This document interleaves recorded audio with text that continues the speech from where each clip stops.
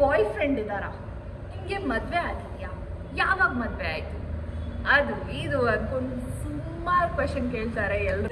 ನಿಮ್ಮನ್ನ ಕೋಳಿ ರಮ್ಯಾ ಅಂತ ಯಾಕೆ ಕರೀತಾರೆ ಎಲ್ಲರೂ ಕೇಳಿದ್ರು. ನಿಮ್ಮ ಏಜ್ ಏನು? ನಾನು ವಿನ್ ಆಗಿಲ್ಲ ಅಂದರೆ ಆ ಟೈಮಲ್ಲಿ ನಾನು ಎಲಿಮಿನೇಟ್ ಆಗ್ತಾ ಇದ್ದೆ. ನನಗೆ ಗೊತ್ತಿಲ್ಲದಲ್ಲೇ ಕೋಳಿಯೇ ಆ ಸಾಂಗ್ ಬೇರೆ ಹಿಂದೆ ಬ್ಯಾಕ್ ಗ್ರೌಂಡಲ್ಲಿ ಹಾಕಕ್ಕೆ ಸ್ಟಾರ್ಟ್ ಮಾಡಿದ್ರು. ಅದರಿಂದ ಜನ ಈಗಲೂ ನನ್ನನ್ನು ಕೋಳಿ ರಮ್ಯಾ ಅಂತ ಕರೀತಾರೆ. ಓಕೆ, ಪ್ರೆಸೆಂಟ್ಲಿ ನೀವು ಏನು ಮಾಡ್ತಾ ಇದ್ದೀರಾ ಅಂತ. ಮೊದಲು ಸ್ವಲ್ಪ ಡಾರ್ಕ್ ಆಗಿದ್ರಿ, ಇವಾಗ ಫೇರ್ ಆಗಿ ಕಾಣಿಸ್ತೀರಾ, ಏನೇನೆಲ್ಲ ಮಾಡ್ತೀರಾ, ನನ್ನ ಸ್ಕಿನ್ ರೊಟೀನ್ ಏನು ಅಂತ. ಹಾಯ್, ಹಲೋ, ಎಲ್ರಿಗೂ ನಮಸ್ಕಾರ, ಹರೇ ಕೃಷ್ಣ. ಎಲ್ಲರಿಗೂ ನನ್ನ ಯೂಟ್ಯೂಬ್ ಚಾನಲ್ಗೆ ವೆಲ್ಕಮ್ ವೆಲ್ಕಮ್ ವೆಲ್ಕಮ್. ಓಕೆ, ಏನಪ್ಪ ಇವತ್ತು ಫುಲ್ ಸ್ವೆಟ್ ಆಗಿದ್ದಾಳೆ ಅಂತ ನೋಡ್ತಿದ್ದೀರಾ. ಇವಾಗ ಜಸ್ಟ್ ನಾವು ವರ್ಕೌಟ್ ಮಾಡ್ತಾ ಇದ್ದೆ. ಸೊ ಐ ಥಾಟ್ ಯಾಕೆ ವ್ಲಾಗ್ ಮಾಡಬಾರ್ದು ಅಂತ.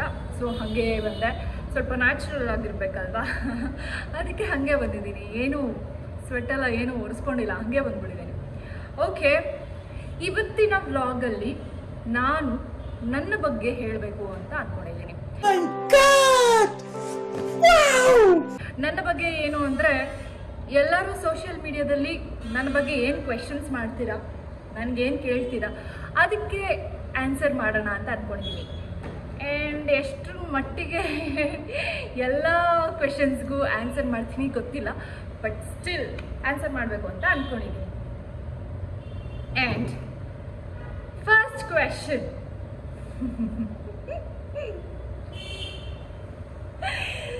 ನಿಮ್ಮನ್ನ ಕೋಳಿ ರಮ್ಯಾ ಅಂತ ಯಾಕೆ ಕರೀತಾರೆ? ಇದು ಎಲ್ಲೋದ್ರೂ ನನಗೆ ಕೇಳೋ ಫಸ್ಟ್ ಕ್ವೆಶನ್ ಆಗಿರುತ್ತೆ. ಆ್ಯಂಡ್ ಕೋಳಿ ರಮ್ಯಾ ಅನ್ನೋದು ನನ್ನ ಪೆಟ್ ನೇಮ್ ಅಂತೂ ಅಲ್ಲ, ಅಥವಾ ನಮ್ಮ ಮನೆಯಲ್ಲಿ ಯಾರಾದರೂ ನನಗೆ ಕರೆಯುವಂಥ ಹೆಸರು ಅಲ್ಲ. ಈ ಕೋಳಿ ರಮ್ಯಾ ಅನ್ನೋ ಹೆಸರು ಯಾಕೆ ಬಂತು ಅಂದರೆ, ಅದಕ್ಕೊಂದು ದೊಡ್ಡ ರೀಸನೇ ಇದೆ. ರಮ್ಯಾ ಇವತ್ತು ಏನು ನಿಂತಿದ್ದಾಳೆ, ಇಲ್ಲಿ ನಿಮ್ಮ ಜೊತೆ ಮಾತಾಡ್ತಿದ್ದಾಳೆ, ಅದರ ಬಿಹೈಂಡ್ ಸ್ಟೋರಿನೇ ಈ ಕೋಳಿ ರಮ್ಯಾ. ಅದನ್ನು ಎಲ್ರಿಗೂ ಎಕ್ಸ್ಪ್ಲೇನ್ ಮಾಡಬೇಕು ಅಂತ ನಾನು ಅನ್ಕೋತಾ ಇದ್ದೀನಿ. ಆ್ಯಂಡ್ ಓಕೆ, ಸುಮಾರು ವರ್ಷಗಳ ಹಿಂದೆ, ಒಂದು 10 ವರ್ಷದ ಹಿಂದೆ ನಾನು ಒಂದು ರಿಯಾಲಿಟಿ ಶೋ ಮಾಡ್ತೀನಿ, ಪ್ಯಾಟೆ ಹುಡುಗಿರ್ ಹಳ್ಳಿ ಲೈಫ್. ಎಲ್ಲರೂ ಕೇಳಿರ್ತೀರಾ, ಸೀಸನ್ ಫಸ್ಟ್ ಅದು. ಆ ಒಂದು ರಿಯಾಲಿಟಿ ಶೋ ಆ್ಯಕ್ಚುಲಿ ನಾನು ಮಾಡುವಂಥದ್ದೇ ಇರಲಿಲ್ಲ, ನನ್ನ ಏಜಿಗೆ ಮೀರಿದಂತಹ ಒಂದು ರಿಯಾಲಿಟಿ ಶೋ ಆಗಿತ್ತು.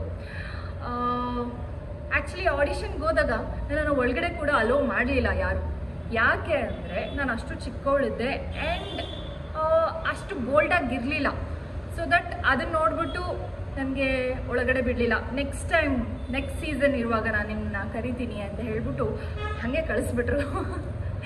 ಇದು ನನಗೆ ತುಂಬ ಚೆನ್ನಾಗಿ ನೆನಪಿದೆ, ಯಾಕಂದರೆ ಆ ಸೀಸನ್ ಸ್ಟಾರ್ಟ್ ಆಗಿದ್ದ ಪ್ರತಿಯೊಂದು ಘಟನೆಯೂ ನನಗೆ ಹಾಗೆ ಏನಂತಾರೆ ಪ್ರಿಂಟ್ ಆಗ್ತಾರಲ್ಲ, ಹಾಗೆ ಪ್ರಿಂಟ್ ಆಗ್ಬಿಟ್ಟಿದೆ ಮೈಂಡಲ್ಲಿ.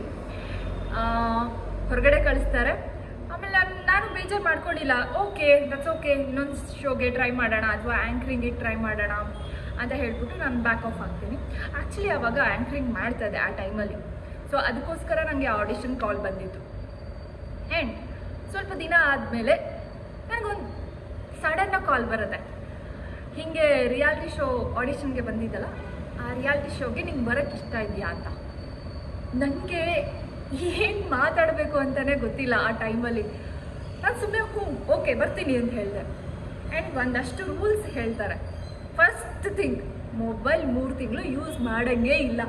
ಅಯ್ಯಯ್ಯೋ, ಮೊಬೈಲ್ ಇಲ್ದಲ್ಲ ಹೆಂಗಪ್ಪ ಸರ್ವೈವ್ ಆಗೋದು? ನಾನು ನಮ್ಮ ಅಮ್ಮನ ಜೊತೆ ಮಾತಾಡಲಿಲ್ಲ ಅಂದರೆ ನನಗೆ ಇರೋಕ್ಕೆ ಆಗಲ್ಲ. ಆ್ಯಂಡ್ ತುಂಬ ಅಟ್ಯಾಚ್ಡ್ ಆಗಿದೆ ಅಮ್ಮಂಗೆ, ಎಲ್ಲೋದ್ರೂ ಅಮ್ಮ ಬೇಕಾಗಿತ್ತು. ಸೊ ಏನು ಮಾಡೋದು ಅಂತ ತುಂಬ ನನಗೆ ಭಯ ಆಯಿತು ಆ ಟೈಮಲ್ಲಿ. ಸರಿ ಓಕೆ ಪರವಾಗಿಲ್ಲ, ನೋಡೋಣ, ಮ್ಯಾನೇಜ್ ಮಾಡೋಣ ಅಂತ ಕೇಳಿದೆ. ಮ್ಯಾನೇಜ್ ಮಾಡೋಣ ಅಂತ ಅಂದ್ಕೊಂಡೆ.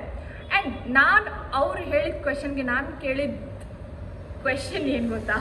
ಪೇಮೆಂಟ್ ಕೊಡ್ತೀರಾ, ಬರ್ತೀನಿ. ಇದು ನನ್ನ ಕ್ವೆಶನ್ ಆಗಿತ್ತು. ಪೇಮೆಂಟ್ ಎಲ್ಲ ಇರುತ್ತೆ, ನೀನು ಹೆದರ್ಕೋಬೇಡಮ್ಮ, ಬಾಮ್ಮ ಅಂತ ಹೇಳಿದ್ರು. ಆ್ಯಂಡ್ 3 ತಿಂಗಳಿಗೆ ನನ್ನ ಹತ್ರ ಬಟ್ಟೆ ಇಲ್ಲ, ಏನು ಮಾಡಬೇಕು ಅಂತ ಕೇಳಿದೆ. ನಿನ್ನ ಹತ್ರ ಏನೇನಿದೆ ಅದನ್ನೆಲ್ಲ ಎತ್ಕೊಂಬಾ ಅಂತ ಹೇಳಿದ್ರು. ಶರಣಯ್ಯ ಅವರು ಈ ಮಾತನ್ನು ಹೇಳಿದ್ದು ಇನ್ನೂ ನನಗೆ ಚೆನ್ನಾಗಿ ನೆನಪಿದೆ. ವರ್ಡ್ ಬೇಗ ಪ್ಯಾಕ್ ಮಾಡಿಕೊಂಡು ಹೊರಟ್ಬಿಡು ಅಂತ ಹೇಳಿದ್ರು. ಆಲ್ರೆಡಿ ಎಲ್ಲರದ್ದು AV ಶೂಟ್ ಆಗಿತ್ತು. AV ಶೂಟ್ ಅಂದರೆ ಇಂಟ್ರಡಕ್ಷನ್ ಕೊಡ್ತಾರಲ್ಲ, ಆ ಥರ ಶೂಟ್ ಎಲ್ಲ ಕಂಟೆಸ್ಟೆಂಟ್ದು ಆಗೋಗಿತ್ತು. ಸಾಂಗ್ ಶೂಟು ಕೂಡ ಆಗಿತ್ತು. ಆ ಸಾಂಗಲ್ಲಿ ನಾನಿಲ್ಲ ಆ್ಯಕ್ಚುಲಿ. ನೀವು ನೋಡ್ಬೋದು, ಪ್ಯಾಟೆ ಹುಡುಗಿರ್ ಹಳ್ಳಿ ಲೈಫು ಸಾಂಗ್ ಬಂತಲ್ಲ, ಆ ಸಾಂಗಲ್ಲಿ ನಾನಿಲ್ಲ. ಬೇರೆಯವರೆಲ್ಲರೂ ಇದ್ದರು, ನಾನು ಮಾತ್ರ ಇರಲಿಲ್ಲ. ಆದರೆ ಬೇರೆ ನನ್ನ ಪ್ಲೇಸಲ್ಲಿ ಬೇರೆ ಯಾರೋ ಇದ್ದರು, ಅವ್ರು ಬರಲಿಲ್ಲ. ಅವ್ರು ರೀಪ್ಲೇಸ್ಮೆಂಟ್ ಆಗಿ ನಾನು ಹೋದೆ. ಆ್ಯಂಡ್ ಮೇ ಬಿ ಲಕ್ ಅನಿಸುತ್ತೆ. ಸೊ ಹೋಗಿದ ತಕ್ಷಣ ಎಲ್ಲರೂ ಹೊಸೊಬ್ಬರು, ಯಾರೋ ಗೊತ್ತಿಲ್ಲ ನನಗೆ, ಯಾರನ್ನು ಮಾತಾಡಿಸ್ಬೇಕು, ಯಾರನ್ನು ಬಿಡಬೇಕು ಏನೂ ಗೊತ್ತಿಲ್ಲ. ಒಂಥರ ಬಿಗ್ ಬಾಸ್ ಸಿಚುವೇಶನ್ ಆಗಿತ್ತು ನನಗೆ ಆವಾಗ. ಸೊ ಹೆವಿ ಶೂಟ್ ಆಯಿತು. ಹೆಂಗೋ ಸುಮ್ಮನೆ ಶೂಟ್ ಮಾಡಿದ್ರು. ತುಂಬ ವಾವಾಗೇನಿರಲಿಲ್ಲ. 1-2 ಅವರ್ಸಲ್ಲಿ ನನ್ನನ್ನು ಎಷ್ಟು ಚೆನ್ನಾಗಿ ತೋರಿಸ್ಬೋದು ಅಷ್ಟು ಚೆನ್ನಾಗಿ ತೋರಿಸಿದ್ರು. ಆ್ಯಂಡ್ ಅದಾಗುತ್ತೆ. ಅದಾದಮೇಲೆ ನನಗೆ ರೂಮ್ಮೇಟಾಗಿ ನಯನ ಸಿಗ್ತಾಳೆ. ನಯನ ಸ್ವಲ್ಪ ಚೆನ್ನಾಗಿ ಮಾತಾಡಿಸ್ತಾಳೆ. ಆ್ಯಂಡ್ ನಮ್ಮಿಬ್ಬರು ಮಧ್ಯೆ ಕಾನ್ವರ್ಸೇಷನ್ ಆಗುತ್ತೆ. ಆ್ಯಂಡ್ ಅವಳು ಅಂದ್ಕೊಂಡಿರ್ತಾಳೆ, ಅಯ್ಯೋ ಪಾಪ ಈ ಹುಡುಗಿಗೆ ಏನೂ ಗೊತ್ತಿಲ್ಲ, ಬಂದುಬಿಟ್ಟಿದೆ ಶೋಗೆ ಅಂತ ಅವಳು ಅಂದ್ಕೊಂಡಿರ್ತಾಳೆ ಅನಿಸುತ್ತೆ ಆ ಟೈಮಲ್ಲಿ. ಆ್ಯಂಡ್ ಅದೇ ಥರ ನಾನು ಇದ್ದೆ. ನನಗೂ ಏನೂ ಗೊತ್ತಿರಲಿಲ್ಲ, ಝೀರೋ ನಾಲೆಡ್ಜಲ್ಲಿ ಹೋಗಿದ್ದು ಫ್ರೆಂಡ್ಸ್, ನಿಜವಾಗ್ಲೂ ಹೇಳ್ತಾ ಇದ್ದೀನಿ. ಅದಾದಮೇಲೆ ಶೋ ಸ್ಟಾರ್ಟ್ ಆಗುತ್ತೆ. ನಮ್ಮನ್ನು ಬಸ್ಸಲ್ಲಿ ಎಲ್ಲರೂ ಕರ್ಕೊಂಡು ಹೋಗ್ತಾರೆ. ಕಣ್ಣಿಗೆ ಬಟ್ಟೆ ಬೇರೆ ಕಟ್ಟಿರ್ತಾರೆ. ಆಮೇಲೆ ಆ ಹಳ್ಳಿ ಬರುವಾಗ ನಮಗೆ ನಮ್ಮ ಕೈಯಲ್ಲೆಲ್ಲ ಲಗೇಜ್ ಕೊಟ್ಬಿಟ್ಟು ಕೆಳಗಡೆ ಬಿಡ್ತಾರೆ. ಅದಕ್ಕೆ ಎಷ್ಟೋ ಕಿಲೋಮೀಟ್ರ್ ನಮಗೆ ಗೊತ್ತಿಲ್ಲ, ನಡ್ಕೊಂಡು ಹೋಗಬೇಕು ಬ್ಯಾಗ್ ಇಟ್ಕೊಂಡು. ಫುಲ್ ಬಿಸಿಲು. ಅಯ್ಯಯ್ಯೋ, ಆ ಬಿಸಿಲಲ್ಲಿ, ಆ ಒಂದು ಬೆವರಲ್ಲಿ, ಆ ಡ್ರೆಸ್ಸಲ್ಲಿ, ಚಿಕ್ಕ ಚಿಕ್ಕ ಡ್ರೆಸ್ ಬೇರೆ ಹಾಕ್ಕೊಂಡಿದ್ದೀವಿ ಆ ಟೈಮಲ್ಲಿ. ಹಂಗೆ ಜರ್ನಿ ಸ್ಟಾರ್ಟ್ ಆಯಿತು. ಈ ಜರ್ನಿ ಬಗ್ಗೆ ಹೇಳ್ಬೇಕಂದ್ರೆ ಮೇ ಬಿ ನಂಗೆ 1 ತಿಂಗಳು ಟೈಮ್ ಬೇಕೇನೋ, ಅಷ್ಟಿದೆ ಹೇಳೋದಕ್ಕೆ. ಬಟ್ ಶಾರ್ಟ್ ಫಾರ್ಮಾಗಿ ಹೇಳಬೇಕಂದ್ರೆ, ಅಲ್ಲಿಂದ ನೆಕ್ಸ್ಟ್ 1 ವೀಕ್ಗೆ ಒಂದು ಟಾಸ್ಕ್ ನಡೆಯುತ್ತೆ. ಆ ಟಾಸ್ಕ್ ಹೆಂಗಿತ್ತು ಅಂದರೆ, ನಾನು ವಿನ್ ಆಗಿಲ್ಲ ಅಂದರೆ ಆ ಟೈಮಲ್ಲಿ ನಾನು ಎಲಿಮಿನೇಟ್ ಆಗ್ತಾಯಿದ್ದೆ. ಆ ಒಂದು ಸಿಚುವೇಶನ್ ಕ್ರಿಯೇಟ್ ಆಗಿತ್ತು. ಸೊ ಆವಾಗ ನಾನು ವಿನ್ ಆಗಲೇಬೇಕು ಅನ್ನೋ ಕಾರಣಕ್ಕೆ ಕೋಳಿ ಹಿಡಿಯೋ ಟಾಸ್ಕಲ್ಲಿ ನಾನು ಜಾಸ್ತಿ ಕೋಳಿನ ಹಿಡಿದೆ. ಜಾಸ್ತಿ ಕೋಳಿ ಹಿಡಿದ ತಕ್ಷಣ ಆ ಒಂದು ಟಾಸ್ಕ್ ವಿನ್ನರ್ ನನ್ನನ್ನು ಕನ್ಸಿಡರ್ ಮಾಡಿದ್ರು. ಸೊ ಆ ಟಾಸ್ಕ್ ವಿನ್ನರ್ ನಾನಾದೆ. ಕೋಳಿ ಹಿಡಿಯೋ ಟಾಸ್ಕಲ್ಲಿ ರಮ್ಯಾ ವಿನ್ ಆದ್ಲು. ಸೊ ನೆಕ್ಸ್ಟ್ ಡೇಯಿಂದ ಅಕುಲ್ ಅವರು ನನ್ನನ್ನು ಕೋಳಿ ರಮ್ಯಾ ಅಂತ ಸುಮ್ಮನೆ ಕರೀತಾರೆ. ಯಾಕಂದರೆ ಕೋಳಿ ಜಾಸ್ತಿ ಹಿಡಿದ್ನಲ್ಲ, ಅದಕ್ಕೆ ಕೋಳಿ ರಮ್ಯಾ ಅಂತ ಕರೀತಾರೆ. ನಾನು ಕೋಳಿ ರಮ್ಯಾ ಅಂದಿದ ತಕ್ಷಣ ನನಗೆ ಯಾಕೆ ಈ ಥರ ಹೆಸರೆಲ್ಲ ಇಡ್ತೀರ, ಚೆನ್ನಾಗಿಲ್ಲ ಈ ಹೆಸರು, ಬೇಡ ಅಂತ ಹೇಳ್ಬಿಟ್ಟು ನಾನು ಅವ್ರ ಜೊತೆ ಜಗಳ ಮಾಡೋದಕ್ಕೆ ಸ್ಟಾರ್ಟ್ ಮಾಡ್ತೀನಿ. ನನ್ನನ್ನು ರೇಗಿಸ್ಬೇಕು ಅಂತ ಅವ್ರುಗಳು ಕೋಳಿ ರಮ್ಯಾ ಅಂತಲೇ ಸ್ಟಾರ್ಟ್ ಮಾಡಿದ್ರು. ಆ್ಯಂಡ್ ನನಗೆ ಗೊತ್ತಿಲ್ಲದಲೇ ಕೋಳಿಯೇ ಆ ಸಾಂಗ್ ಬೇರೆ ಹಿಂದೆ ಬ್ಯಾಕ್ಗ್ರೌಂಡಲ್ಲಿ ಹಾಕಕ್ಕೆ ಸ್ಟಾರ್ಟ್ ಮಾಡಿದ್ರು. ಅದೆಲ್ಲ ಬಂದಾಗ ನನಗೆ ಇನ್ನೂ ಫೈರ್ ಜಾಸ್ತಿ ಆಗ್ತಾಯಿತ್ತು. ಸೊ ಜಗಳ ಆಡ್ತಾಯಿದ್ದೆ. ಸೊ ನನ್ನ ಒಂದು ಕೋಳಿ ರಮ್ಯಾ ಅನ್ನೋ ಈ ಒಂದು ಏನು ಜರ್ನಿ ಹೀಗೆ ಸ್ಟಾರ್ಟ್ ಆಯಿತು. ಸೊ ಅದರಿಂದ ಜನ ಈಗಲೂ ನನ್ನನ್ನು ಕೋಳಿ ರಮ್ಯಾ ಅಂತ ಕರೀತಾರೆ. ಆ್ಯಂಡ್ ಈ ಒಂದು ವಿಷಯನ ಎಷ್ಟು ಜನರಿಗೆ ಎಕ್ಸ್ಪ್ಲೈನ್ ಮಾಡಿದ್ರೋ ಗೊತ್ತಿಲ್ಲ. Still they lost me. Okay. And ಸ್ಟಾರ್ಟಿಂಗಲ್ಲಿ ನನಗೆ ಕೋಳಿ ರಮ್ಯಾ ಅಂತ ಕರೆಯುವಾಗ ತುಂಬ ಕೋಪ ಬರ್ತಾಯಿತ್ತು. ಬಟ್ ಇವಾಗ ಕೋಪ ಬರೋದಿಲ್ಲ. ಅದೇ ಒಂದು ರೆಕಗ್ನೈಸೇಷನ್ ಬ್ರ್ಯಾಂಡ್ ಆಗೋಗ್ಬಿಟ್ಟಿದೆ ನನಗೆ. ಕೋಳಿ ರಮ್ಯಾ ಅಂದರೆ ಎಲ್ರಿಗೂ ಗೊತ್ತಾಗುತ್ತೆ, ಬರೀ ರಮ್ಯಾ ಅಂದರೆ ಯಾರಿಗೂ ಗೊತ್ತಾಗಲ್ಲ. ಸೊ ಎನಿವೇಸ್, ಇದು ಕೋಳಿ ರಮ್ಯಾ ಅನ್ನೋ ಒಂದು ಹೆಸರಿನ ಹಿಸ್ಟ್ರಿ. ಓಕೆನಾ? ಸೊ ಇನ್ಮೇಲೆ ಯಾರಾದರೂ ಕೋಳಿ ರಮ್ಯಾ ಅಂತ ಯಾಕೆ ಕರೀತಾರೆ ಅಂತ ಹೇಳಿದ್ರೆ, ಈ ಒಂದು ವಿಡಿಯೋನ ಕಟ್ ಮಾಡಿಬಿಟ್ಟು ಅವ್ರಿಗೆ ಕಳಿಸ್ಬಿಡ್ತೀನಿ, ಇಲ್ಲ ಈ ಲಿಂಕ್ನ ಅವ್ರಿಗೆ ಕಳಿಸ್ಬಿಡ್ತೀನಿ. Next question.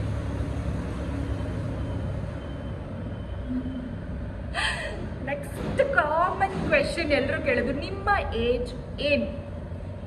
ಓಕೆ, ನನ್ನ ಏಜ್ ಆ್ಯಕ್ಚುಲಿ ಸ್ವೀಟ್ 16 ಅಂತ ಅಂದ್ಕೊಳ್ಳಿ ಅಂತ ಹೇಳೋಕ್ಕಾಗಲ್ಲ. ಬಟ್ ಸ್ಟಿಲ್ ಓಕೆ, ಹೆಣ್ಮಕ್ಳು ಏಜನ್ನ ಕೇಳಬಾರ್ದು, ಗಂಡು ಮಕ್ಕಳು ಸಂಬಳನ ಕೇಳಬಾರ್ದು ಅಲ್ವಾ?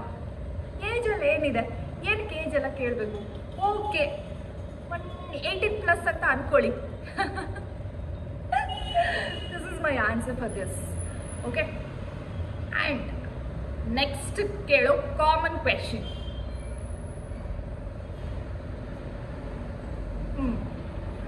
ನನ್ನ ಸ್ಕಿನ್ ರೊಟೀನ್ ಏನು? ನೆಕ್ಸ್ಟ್ ಎಲ್ಲರೂ ಕೇಳೋ ಕಾಮನ್ ಕ್ವೆಶನ್.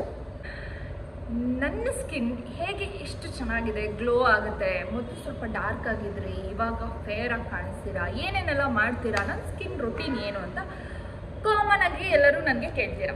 Okay fine. ಒಂದು, ನೀವು ತುಂಬ ಡಾರ್ಕ್ ಆಗಿದ್ರೆ ಸಡನ್ನಾಗಿ ಫೇರ್ ಆಗೋದು ಆಗಲ್ಲ. ವೀಟಿಶ್ ಕಲರ್ ಅಂತ ಇರ್ತೀರ, ಅವರು ಸ್ವಲ್ಪ ಗ್ಲೋ ಆಗ್ಬೋದು, ಸ್ವಲ್ಪ ಫೇರ್ನೆಸ್ ಆಗ್ಬೋದು. ಬಟ್ ಪ್ರಾಪರ್ ಸ್ಕಿನ್ ರೊಟೀನಿಂದ ಮಾತ್ರ ಸಾಧ್ಯ. ಆ್ಯಂಡ್ ಬರೀ ಮೇಲ್ಗಡೆ ಸ್ಕಿನ್ನ ಚೆನ್ನಾಗಿ ಇಟ್ಕೊಳ್ಳೋದು ಮಾತ್ರ ಇಂಪಾರ್ಟೆಂಟ್ ಅಲ್ಲ, ಒಳಗಡೆ ನಮ್ಮ ಬಾಡಿನ ಕೂಡ ತುಂಬ ಚೆನ್ನಾಗಿ ಇಟ್ಕೊಂಡಿರಬೇಕು.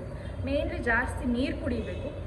ಜಾಸ್ತಿ ನೀರು ಕುಡಿಬೇಕಾದ್ರೆ ಕುಡಿತಾನೆ ಇರೋದಲ್ಲ, ನಮ್ಮ ಬಾಡಿಗೆ ಎಷ್ಟು ಬೇಕೋ ಅಷ್ಟು ಕುಡಿದ್ರೆ ಸಾಕು. ಮೇಯ್ನಾಗಿ ನೀರು ಕುಡಿಬೇಕು. ಆ್ಯಂಡ್ ಫ್ರೂಟ್ಸ್, ವೆಜಿಟೇಬಲ್ಸ್ ಎರಡನ್ನೂ ತೊಗೋಬೇಕು.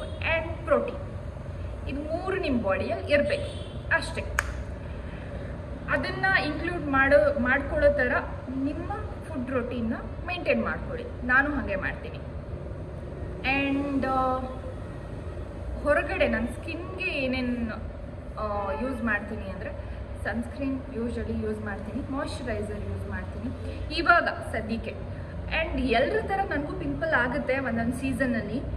ಆವಾಗ ನಾನಂತೂ ತುಂಬ ಕಷ್ಟಪಡ್ತೀನಿ. ಯಾಕಂದರೆ ಪಿಂಪಲ್ ಆಯಿತು ಅಂದರೆ 3-4 ಮಂತ್ಸ್ ನನಗೆ ಹೋಗೋದೇ ಇಲ್ಲ. ಸಮ್ಟೈಮ್ಸ್ ಅದು 6 ಮಂತ್ಸ್ 7 ಮಂತ್ಸು ಆಗಿರುತ್ತೆ ನಾನು ಪ್ರಾಪರಾಗಿ ಮೇಂಟೈನ್ ಮಾಡಿಲ್ಲ ಅಂದರೆ.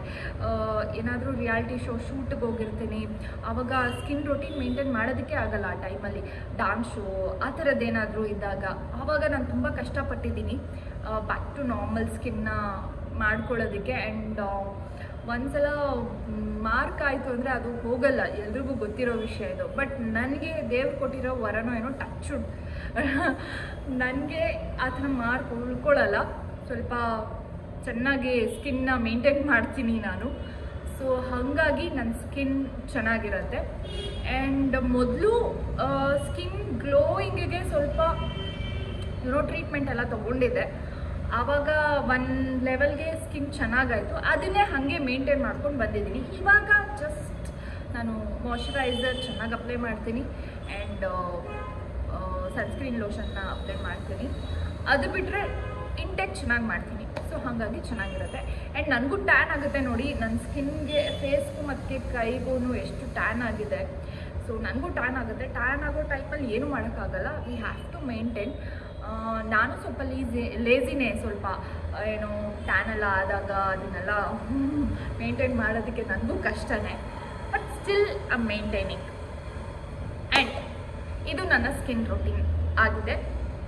ಸೊ ನನಗೆ ಈ ಥರ ಏನಾದರೂ ಒಂದು ರೆಡ್ ಕಾರ್ಪೆಟ್ ಲುಕ್ ಬೇಕು, ಸ್ಕಿನ್ ಚೆನ್ನಾಗಿ ಗ್ಲೋ ಆಗಬೇಕು, ಇವಾಗ ಏನೋ ಒಂದು ಇವೆಂಟ್ ಇರುತ್ತೆ ಅಲ್ಲಿ ನಾನು ಚೆನ್ನಾಗಿ ಕಾಣಿಸ್ಕೋಬೇಕು ಅಂತ ಮೈಂಡಿಗೆ ಬಂದರೆ ನಾನು ವಿಸಿಟ್ ಮಾಡೋದು ಸ್ಕಿನ್ ಆರ್ಟಿಸನ್ಸ್ ಅಂತ. ಅದು ಜಯನಗರದಲ್ಲಿದೆ. ಹೆಲನ್ ಅಂತ ನನ್ನ ಫ್ರೆಂಡ್ ಅದನ್ನು ಓಪನ್ ಮಾಡಿದ್ದಾರೆ.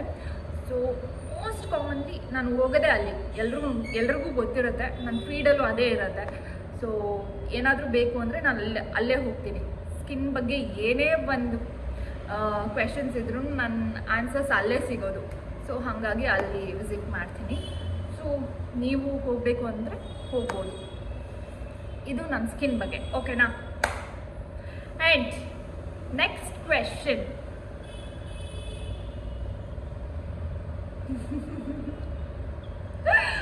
ಓಕೆ, ನಿಮಗೆ ಬಾಯ್ ಫ್ರೆಂಡ್ ಇದ್ದಾರಾ? ನಿಮಗೆ ಮದುವೆ ಆಗಿದೆಯಾ? ಯಾವಾಗ ಮದುವೆ ಆಯಿತು? ಅದು ಇದು ಅಂದ್ಕೊಂಡು ಸುಮಾರು ಕ್ವೆಶನ್ ಕೇಳ್ತಾರೆ ಎಲ್ಲರೂ ಸೋಷಿಯಲ್ ಮೀಡಿಯಾದಲ್ಲಿ. ಆ್ಯಂಡ್ ಫ್ರೆಂಡ್, ನನಗೆ ಮದುವೆ ಆಗಿದೆ. ಮದುವೆ ಆಗಿ 2 ವರ್ಷ ಆಯಿತು. ನಾನು ತುಂಬ ಹ್ಯಾಪಿಯಾಗಿದ್ದೀನಿ. ಆ್ಯಂಡ್ ಎಲ್ಲ ಕಡೆ ಹೇಳ್ಕೋಬೇಕು ಅಂತ ನನಗೆ ಅನಿಸಿಲ್ಲ, ಬಿಕಾಸ್ ನನಗೆ ಸೋಷಿಯಲ್ ಮೀಡಿಯಾದಲ್ಲಿ ಈ ಥರ ವಿಷಯಗಳನ್ನು ಶೇರ್ ಮಾಡ್ಕೊಳ್ಳೋದಕ್ಕೆ ಅಷ್ಟು ಇಷ್ಟ ಆಗಲ್ಲ, because of some reasons. So ಹಾಗಾಗಿ ನಾನು ಇದನ್ನು ಎಲ್ಲೂ ಹೇಳ್ಕೊಳ್ಳೋದಕ್ಕೆ ಹೋಗಲ್ಲ. ಬಟ್ ನನ್ನ ಮದುವೆ ಆಗಿದೆ, ಓಕೆನಾ?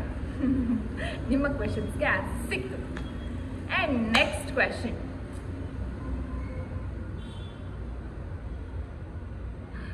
ಓಕೆ, ಪ್ರೆಸೆಂಟ್ಲಿ ನೀವು ಏನು ಮಾಡ್ತಾ ಇದ್ದೀರಾ ಅಂತ ಎಲ್ಲರೂ ಕೇಳ್ತಾರೆ.